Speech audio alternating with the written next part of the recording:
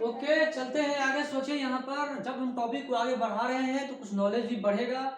जितना वीडियो को वॉच करोगे, जितने मेरे वीडियोस को आप देखोगे, नॉलेज बढ़ेगी, बेसिक नॉलेज बढ़ेगा। ठीक है, और आप इजी वे में न्यूमेरिकल्स को सॉल्व कर पाओगे। ठीक है, तो आगे चलते हैं। यहाँ पे देखिए, जो हम लोग पढ़ रहे थे मैग्नेटिक मोमेंट, मैग्नेटिक मोमेंट जो हम लोग पढ़ रहे थे, उसमें देखिए कि जो मैंने बताया था कि क्या टेंडेंसी होती है।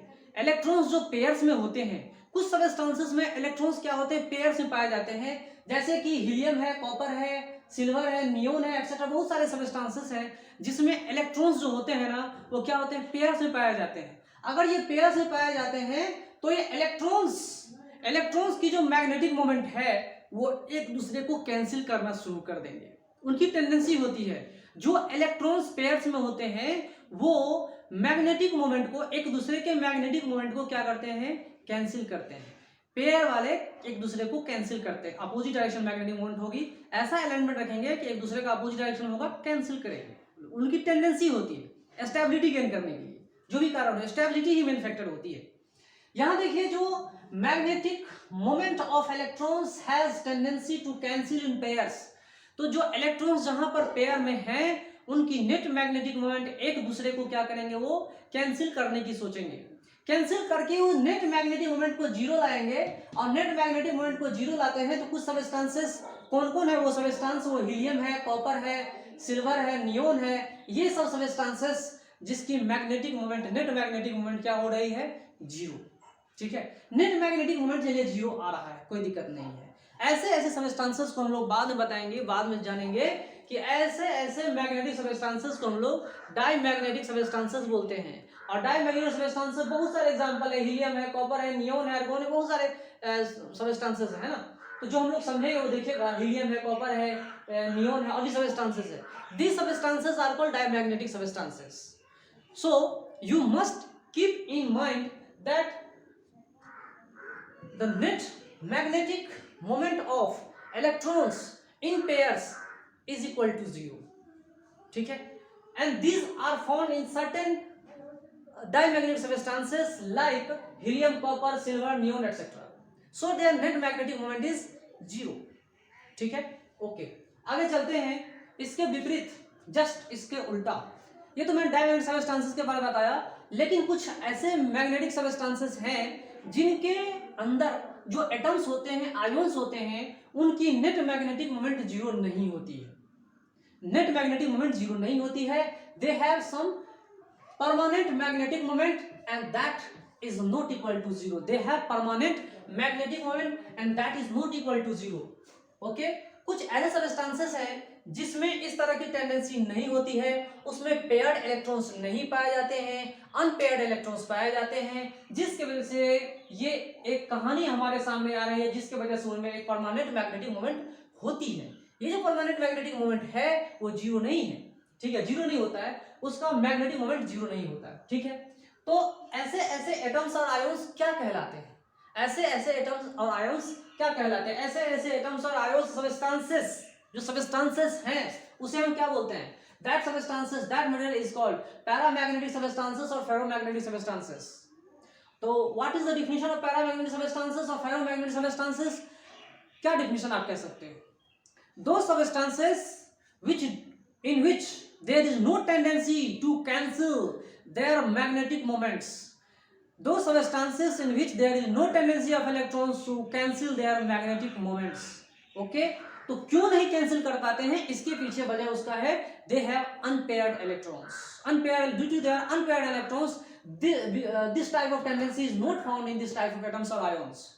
इसके वजह से क्या होता है कि एक नए सबस्टेंसेस को जन्म देते हैं, एक नए टाइप के मैग्नेटिक सबस्टेंसेस को जन्म देते हैं। ठीक है, तो पैरामैग्नेटिक सबस्टेंसेस का एग्जांपल देखिए, सोडियम है, पोटेशियम है ना, पोटेशियम है, लिक्विड ऑक्सीजन है, बहुत सारे सबस्टेंसेस हैं जिसमें अपना उनका एक पार्शियल मैग्नेटिक मोमेंट होती है, पार्शियल मैग्नेटिक मोमेंट होती है। उससे भी स्ट्रॉन्गर अगर आपको समझना है, जानना है, तो फेरोमैग्नेटिक सबस्टेंस को लीजिए। फेरोमैग्नेटिक सबस्टेंस में आयरन होता है, कोबाल्ट होता है, निकल होती है। इन सब सबस्टेंसेस में क्या होती है, इनका एक परमानेंट मैग्नेटिक मोमेंट होती है, और इससे भी स्ट्रॉन्गर इसमें पाई जाती है। ठीक है, they have stronger dipole moment like this, and these are, so they are called the ferromagnetic substances. Okay, चलिए अब इसको हम और अच्छे से समझाते हैं क्या कहानी है। सपोज दैट मान लीजिए हमारे पास एक मैग्नेटिक सबस्टेंस रखी हुई है जिसको हम लोग स्टडी कर रहे हैं, ठीक है। उस मैग्नेटिक सबस्टेंस के एक्सटर्नल मैग्नेटिक फील्ड क्या है, जीरो हमने रख दिया। क्या रख दिया, ये मैग्नेटिक एक्सटर्नल जो है हमने बना दिया जीरो, तो उसमें एक्सटर्नल मैग्नेटिक फील्ड का कुछ भी असर नहीं हो रहा है, कुछ भी असर नहीं हो रहा है। कुछ भी अगर असर नहीं होगा तो उसमें नॉर्मली क्या पाया था, मान लो एक एंगुलर मोमेंटम इधर है ना, सॉरी डाइपोल मोमेंट इधर है, दूसरे का क्या होगा, इधर होगा, तीसरे का इधर, चौथे का इधर, मतलब एक दूसरे को क्या कर रहे हैं, कैंसिल कर रहे हैं, they are cancelling one each other, now they are cancelling each other. इस तरह के रैंडम मोशन के वजह से, इस तरह के रैंडम मोशन के वजह से ये क्या होते हैं, कैंसिल करते हैं एक दूसरे को। इसका नेट मैग्नेटिक मोमेंट, इसमें नेट मैग्नेटिक मोमेंट भी zero. When external magnetic field is equal to zero, then this type of atoms have net magnetic moment is equal to zero. क्यों जीरो होता है वो समझिए। अपना तो कुछ ना कुछ देखिए, पैरामैग्नेटिक सबस्टेंसेस हैं, फेरोमैग्नेटिक सबस्टेंसेस हैं, इनका कुछ ना कुछ मैग्नेटिक डाइपोलमेंट होता है, परमानेंट होता है, चलिए ठीक है।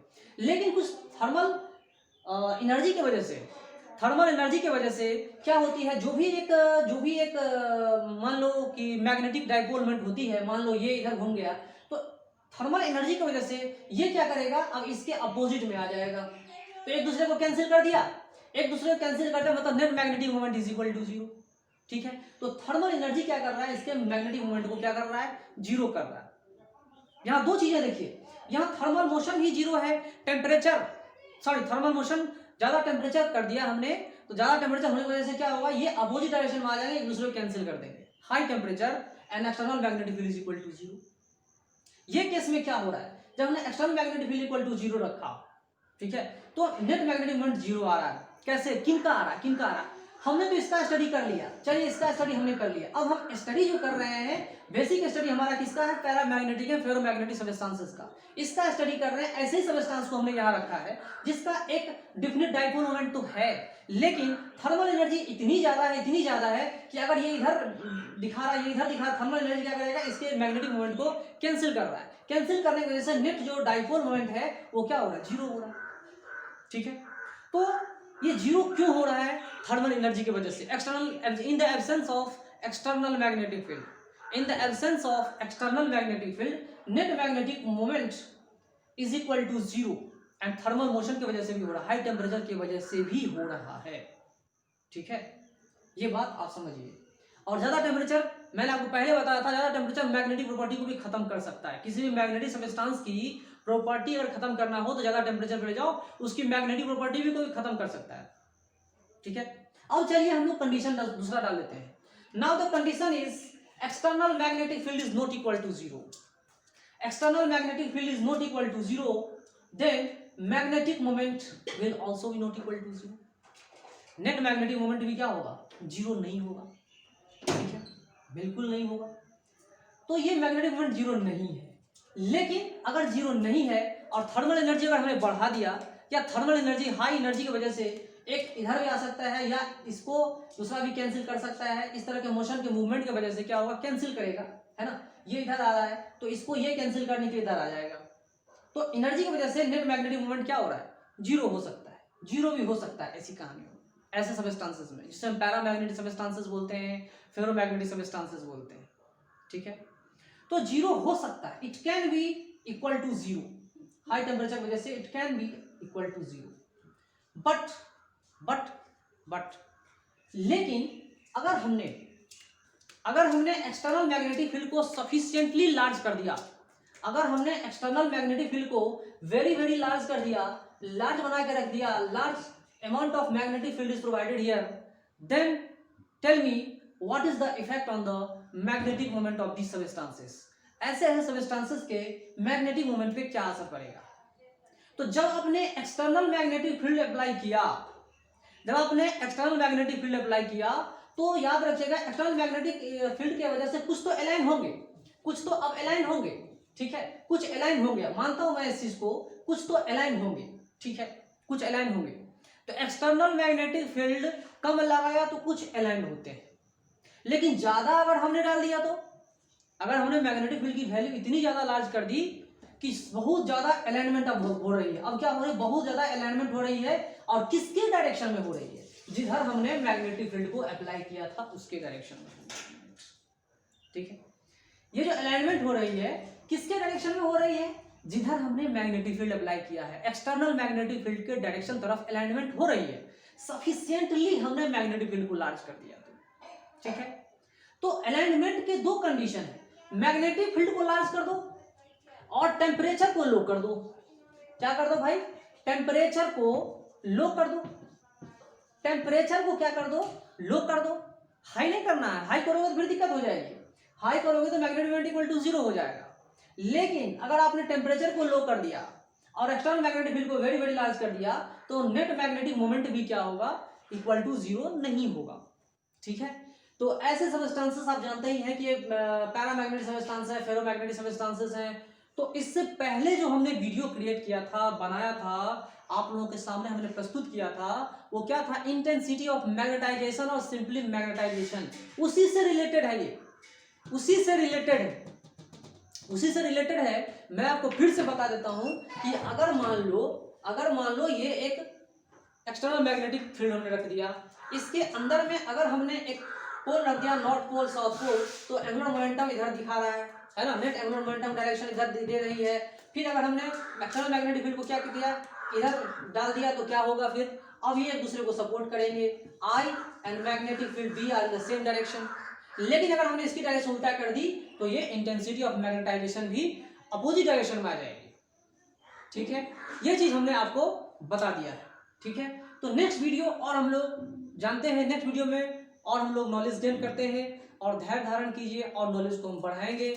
नॉलेज को घटाना नहीं है, नॉलेज को बढ़ाना है। ओके।